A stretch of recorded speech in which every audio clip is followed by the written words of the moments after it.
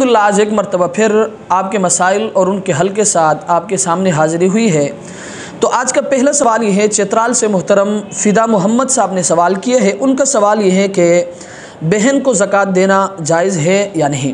تو یاد رکھیں، بہن یعنی ہمشیرہ اگر وہ مستحق زکوٰۃ ہے اور غریب ہے اور کھانا پینا الگ ہیں تو یاد رکھیں بہن کو زکوٰۃ دینا جائز ہے، بلکہ بہتر ہے۔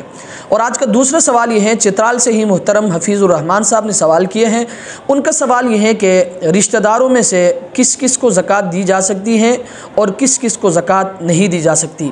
تو یاد رکھیں، رشتہ داروں میں 3 طرح کے رشتہ داروں کو زکوٰۃ نہیں دی جا سکتی، اس کے علاوہ سب کو زکوٰۃ دی جا سکتی ہے۔ نمبر 1 اصول، یعنی جن سے آپ پیدا ہوئے ہو، ماں باپ، دادا دادی، نانا نانی وغیرہ۔ نمبر 2 فروع، یعنی جو آپ سے پیدا ہوئے ہو، بیٹا بیٹی، پوتا پوتی، نواسا نواسی وغیرہ۔ نمبر 3 میاں بیوی، یعنی میاں بیوی بھی ایک دوسرے کو زکوٰۃ نہیں دے سکتے۔ اور آج کا تیسرا سوال یہ ہے کہ پشاور سے محترم واجد حسین صاحب نے سوال کیے ہیں۔ ان کا سوال یہ ہے کہ زکوٰۃ دیتے وقت یہ کہنا کہ یہ زکوٰۃ کی رقم ہے، ضروری ہے یا نہیں؟